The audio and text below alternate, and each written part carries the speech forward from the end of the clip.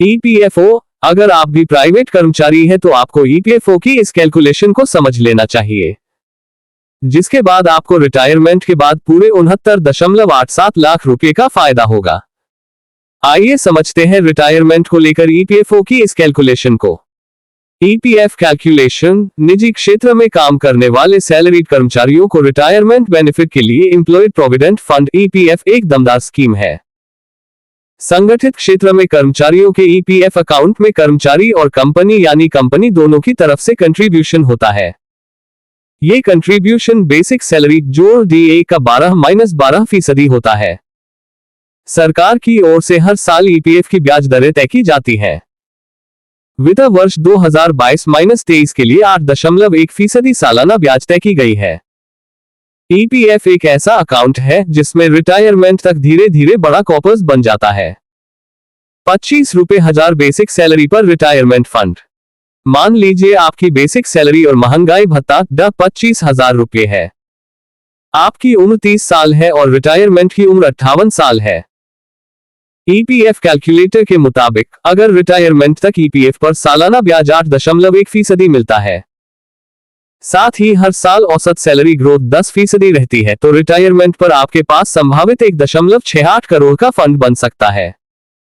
EPF scheme में 58 साल तक ही कंट्रीब्यूशन कर सकते हैं। EPF calculation. बेसिक सैलरी जोड़ डीए इक्वल्स 25,000 रुपए। मौजूदा उम्र इक्वल्स 30 साल। रिटायरमेंट उम्र इक्वल्स 58 साल। Employ monthly contribution equals 12%।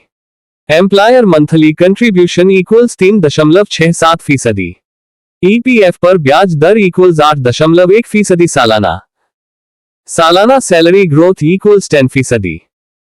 58 साल की उम्र में maturity fund equals 1.68 crore. Employ contribution 50.51 lakh और एम्प्लॉयर कंट्रीब्यूशन 16.36 लाख रुपए रहा।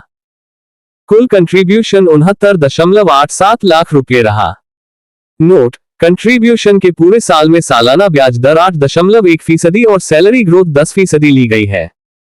एम्प्लॉयर कंट्रीब्यूशन का 3.67% ईपीएफ में।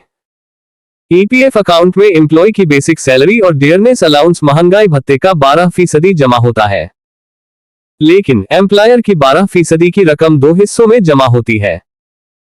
एम्प्लॉयर के 12% कंट्रीब्यूशन में से 8.33% रकम एम्प्लॉय पेंशन अकाउंट में जमा होती है और शेष 3.76% रकम ही ईपीएफ अकाउंट में जाती है। जिन एम्प्लॉय की बेसिक सैलरी 15,000 रुपए से कम है उनके लिए इस स्कीम से जुड़ना अनिवार्य है।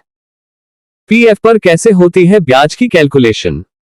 पीएफ अकाउंट में हर महीने जमा पैसे यानी मंथली रनिंग बैलेंस के आधार पर ब्याज की गणना पीएफ इंटरेस्ट कैलकुलेशन की जाती है, लेकिन इसे साल के आखिर में जमा किया जाता है।